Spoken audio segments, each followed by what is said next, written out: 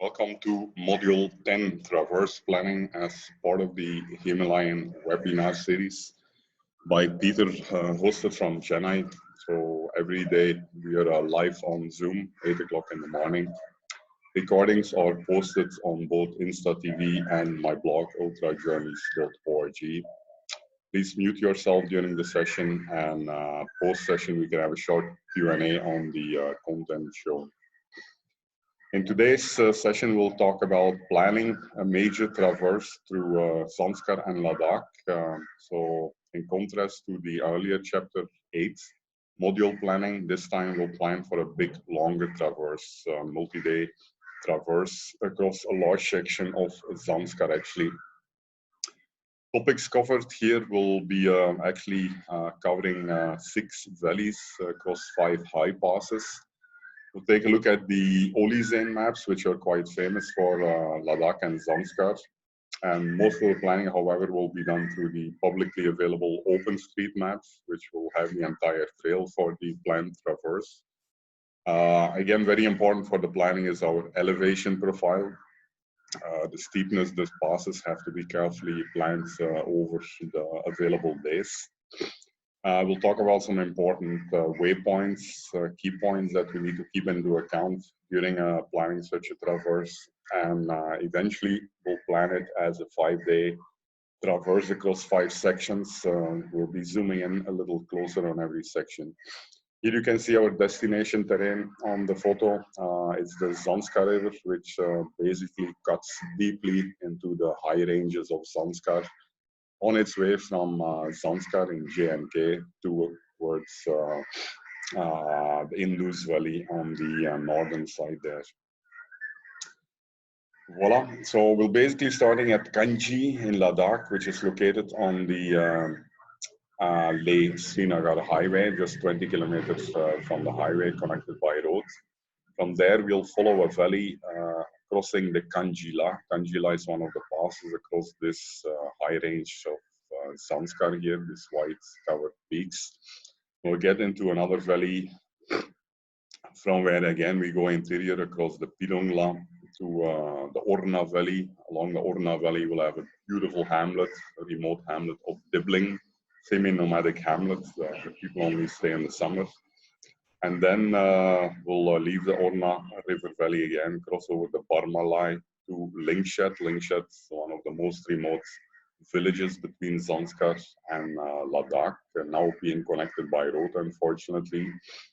From there again, we jump over the Hanuma, come back to the Orna River Valley, which flows straight here, across the Parfi, and finally get into the main Zanskar Valley here, where downstream we had our destination, Hanumil village.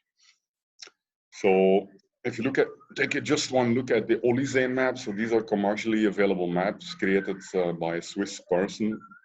It's basically a topographic map that shows hundreds and hundreds of passes in the region around Leh Ladakh, as well as down south to Zanskar. So you can see the passes marked here, Kanjila, Pudongla, Barmila, Hanumala, Parfila. You can also see the trails clearly marked here. Red dotted lines, you can see all the rivers, side valleys clearly marked. So enough information actually to even do field navigation without GPS. Just looking at the map, looking at the turn of the valleys, looking at the side valleys joining left and right, you can get a pretty clear idea where you are located on the map. You can also see bridges here. You can see which side of the trail, which side of the river the trail proceeds, so you can orient yourself. And obviously you can also see the light blue, the glaciers indicated here. In our purpose, in our planning session, however, we'll make use of OSM as usual, which are freely available.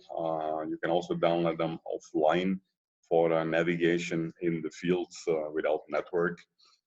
Beauty about OSM is that you can also contribute. During last summer, I added hundreds of remote hamlets, as well as a couple of unlisted passes to the OpenStreetMaps. Here you can see a section of our traverse. You can see Dibling here. You can see a water crossing here, probably a bridge.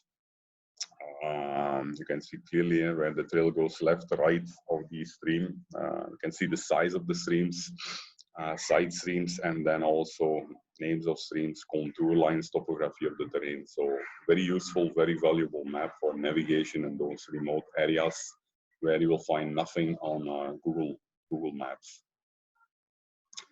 We can even do routing, believe it or not. So if you route now from Kanji and Ladakh to Hanumil and Zanskar, it will actually route along the trail that is present in OSM. So we can see a rough total distance of 91 kilometers. Don't look too much at the time. It might not take into account the difficulty of the terrain or the steepness. And it even generates a beautiful elevation profile. You can see 1, 2, 3, 4, 5 pass crossings along this 91 kilometer long traverse with a total elevation gain, total climb of 4,600 meters almost, and a total descent of 5,000 meters, which is quite significant. We can even zoom into this, like say, and take an individual pass, the Kanji, and get a clear elevation, detailed elevation profile if we zoom into that previous map of this section. So here you can see the Kanji, which is quite steep on the right side and a little more gradual on the left side. In addition to the elevation profile, also the steepness, the gradient in green is shown, which gives the percentage incline or up or down along the route. So another thing is we can actually export this route as a GPX file directly from OSM and import it here in Google Earth, where we can zoom in a little bit more in detail on the elevation profile. So here we can see the same profile. One important note is this is not to scale. Don't be scared here of the steepness of these pinnacles. In reality, when we spread out this total traverse of, in case of Google Earth, it's a little bit better estimated as 97 kilometers. If we spread this out in scale, these peaks will be much more gradual as per the percentages of slope, percentage of slope of gradient shown here. So we have the four passes here previously discussed, the Kanji, the Pidhong, the Barmel, the Hanuma, and the Parfi on the way from Kanji to Hanumil and Zanskar. We'll be going initially along the Sangulima River, go over this pass, come down to another river, follow this river for a while, eventually climbing up to a pass, getting down to the Orna River Valley, where we find Dibling, a remote settlement, follow this river for some time until again we cross the river and take a side valley up the Barmala to a famous remote settlement of Lingshed, which has a beautiful gompa. From there again, we climb up very steeply here on the Hanumala to climb down over a long traverse back to the original Orna River here. We come back to the same valley to immediately cross the Orna, go over the Parfi, and get into Zanskar. So if we take a closer look now on the climbs and the descents along the way, so if we, here on the left side, you can see the scale, the altitudes. Lowest altitude is 3,370 meters when we reach Hanumil. We start at Kanji a bit higher at 3,850 roughly. And the highest point, the Kanji is the 5,240 meters. So from Kanji, we'll need to climb up around 1,500 kilometers to reach the top of the pass, which is quite significant. Would not be recommended to do in a single day if we are not acclimatized. These are the first few days of hiking in the mountains. We go down 990, we climb up again 760 to the Pidhong. We climb down to a lower point even, 1,350 meters, lower than Kanji. Go up again 980. Get down 780, get up 830, come down 1,350 to the lowest point so far along the Orna River Valley, and then climb up 520, go down 500 to the Zanskar River. So if we add all these climbs together, we come to a pretty realistic estimate here of almost 6 kilometers, which is quite significant. Mount Everest is 8.8. This is of course not the same altitude, but the total elevation gain, the total climb. The descent is even a little bit higher as we end up at a lower point, around 6,400 450 meters. Average slope is around 10%, average gradient with a maximum of quite steep here, 45%. If we want to split this up in days, we possibly could come to the following proposal. So this looks a little bit strange at first sight, and it's not equal. I will explain you in a while why we come to this specific planned schedule, day-wise schedule of 5 sections.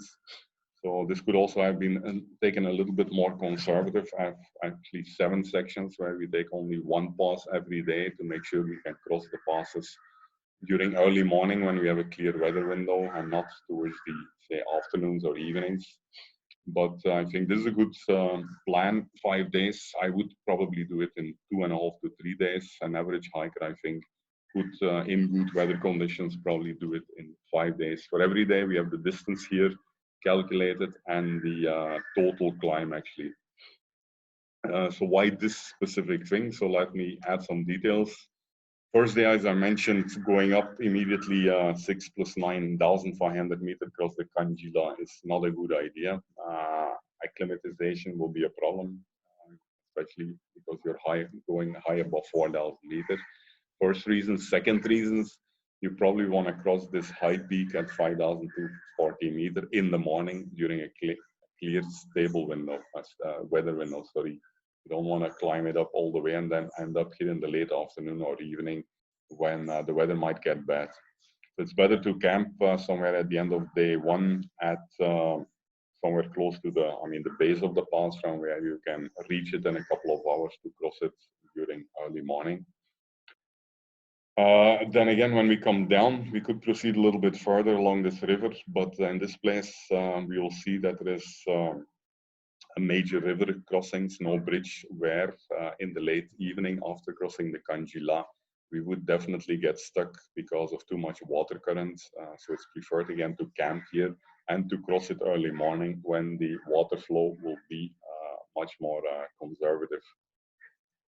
Because we stop here, of course, we have a little more distance to cover till we hit the Pidhong, which means that we'll probably cross this in the noon and not in the morning. So that means we'll have to start early to make sure not to make it later in the day. And then again, get down to all the way to the Orna Valley, where we have Dibling. Good idea here to take a night hold near Dibling, because this will give us both food and shelter, so we don't have to carry extra food from Kanji. After leaving Dibling again, we can pack up. We only have to pack up 1 day of food, as we target Lingshed the same day. So we follow the Orna Valley. Here again, we'll have a very big river crossing, so we'll have to be a bit careful here. Cross this again early in the morning if possible. And then only if the weather is good, we could still attempt an afternoon crossing of the Barmalai. If the weather is not too good, I would suggest to put up another campsite here at the base of the pass, where you still find flat space and water. So if this goes well, you cross it then, if the weather is fine, in the afternoon and get down to Lingshed, where again we have proper shelter and food to pack up for the final traverse across the Hanuma. So here again, now we are crossing a pretty big section of 28 kilometers over 1,350 meters, including 2 passes, the Hanuma and the Parfi. Same story here. If you're gonna do this, Hanuma is quite steep, and then a long descent to the Orna River Valley again. So you'll only be able to cross the Parfi in the later afternoon, which again should only be done, even though it's at a much lower altitude of some 3,900 meters here. You still want to be careful and not attempt this during bad weather. Voila, so this is a 5-day proposal based on the given reasoning behind it, morning pass crossings, unable to cross certain stream sections later in the day. So now let's go a little bit zoom in. Now that we have the daily schedule, let's zoom in a little bit on every day itself. For every day, we carefully want to plan, obviously, the villages where we have the food, side streams where we'll find drinkable water. We will zoom in a little bit on pass crossings, take care of river crossings, see for any bridges along the way, shelters along the way, and potential campsites along the way. So all these items which you see here, which I will be calling waypoints, will be indicated in many places in OpenStreetMaps. If you go and follow the traverse here, every flag that I marked along the trail will basically correspond to one of these things, like a ruins, a campsite, the pass, some river crossing, a potential campsite, a shelter, etc. So it's always good to kind of be aware, right, of all these things along your way, and marking them in OSM will give you a clear distance to the next waypoints along the routes. So very useful to plan your ongoing day, where you'll find like drinkable water or where you'll find the next settlement. So we'll zoom in on a couple of these waypoints in OSM. So here, for example, you see a zoomed in view of Dibling, very remote settlement, completely surrounded by either high ranges or ferocious water streams on both sides. So you can even see the individual buildings of this remote settlement, small bridge crossing here across a side stream.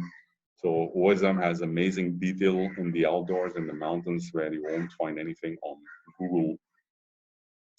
Same for a pass crossing. Here you see a pass indicated with an X mark. You can clearly see, and looking at the contour lines, you have a gradual climb up here on the northern side of the Pidhong, and a pretty steep descent at the south towards the Orna River.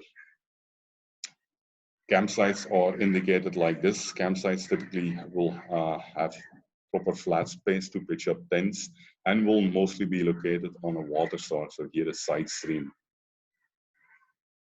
And then stream crossings or fjords, you can see listed here. So two bended lines that will show you the point where you cross the stream, typically where it's wide, where the water current is less strong, so that you have a better chance to make it to the other sides.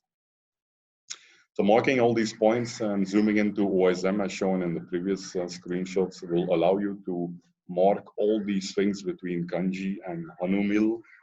You can measure the distance in OSM, so you can start from Kanji and use the measure distance tool on the main window to basically identify how long it will be to all these subsequent campsite shelters, pass crossings, which gives you a very clear understanding of the route ahead. You can also look at the contours and clearly see the elevation of the respective passes and low points along the traverse.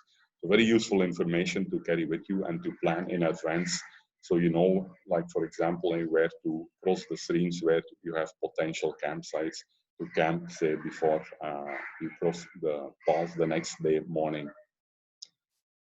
Let's look in now a little bit in detail on every traverse. So here we start at the Ladakh side, Kanji, 20 kilometers from the Leh-Srinagar highway. So we follow basically one river valley here, cross some ruins on the way.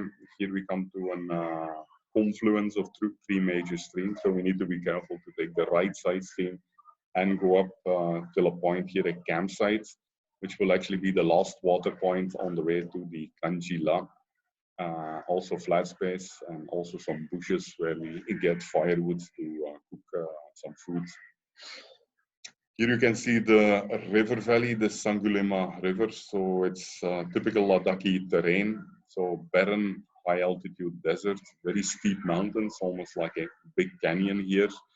The stream is not very deep, so pretty safe to cross, but still in the afternoon, good water flow, and it basically hits left, right, it snakes through this gorge. So you'll have to cross it many times. Water is not too ferocious, so no soil is taken along, so water is clear and drinkable. You find some interesting ruins along the way. And again, you have, in this case, it will be planned for 3 days till the next village of Dibling. So in Kanji, you should be picking up 3 days of food with you.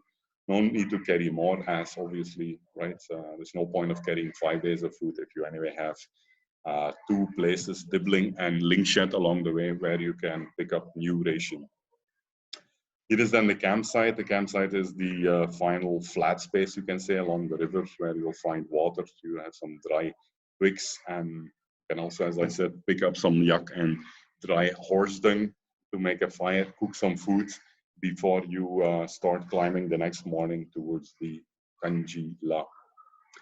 Second section will be then proceeding from the campsite over a small ridge, getting into the same valley again, gradually contouring up to the Kanji. You can see a big glacier here on the left side of the pass, and then coming down across these high ranges of Zanskar, coming down in Zanskar till the side stream here comes to a major river where you will not be able to cross due to the water flow in the afternoon. So here you can see the Kanjila on the right side, pretty high, 5,240 meters, I believe. Gradual ascendo, except for the end where you will have a steep section along kind of loose rock scree. You can also see some overhanging snow here on the pass itself. I mean, this section actually in the front. So you'll have to get to the pass a bit from the right, circumventing this overhanging snow bridge. Then basically on the other side, you'll have a long traverse of rock scree, initially simple, and then a little bit more deeply cut in the terrain here as the water stream picks up force. Here at the final section, the trail is completely non-existing. You basically walk along the loose rocks again till you hit the mainstream valley. Third day, we follow this mainstream. We'll be able to cross it. We need to cross it to the other side, and then there is a clear path because we have a town here on the left side, Rangdum, 20 kilometers later, that will be frequently traversed by hikers and villagers on the way to Dibling. So you follow a clear path on the right side, have some potential campsites again and shelters at the base of the Pidhong, climb down steeply into a beautiful valley here with a couple of ruins and deserted villages. Then hit what we call the main Orna river valley and find a beautiful settlement in the middle of nowhere, Dibling.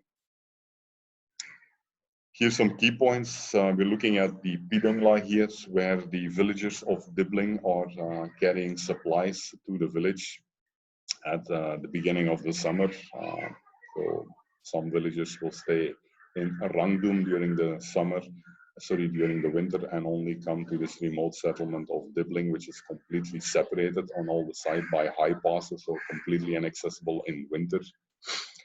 The route is very clear as it's frequently used from the Rangdum side. You will again have, as I mentioned, the shelter and a camp at the base of the Pidhong line in case the weather gets bad. You don't want to cross it later in the afternoon. Downhill here is typically, like we see in most passes, loose scree. Himalayas are like highly erosive landscape. So because of the huge amount of snowfall and then snow melt during winter and spring, there will be a lot of erosion of rocks here, which leads to this scree combined with a pretty steep gradient, makes it kind of challenging to walk on this.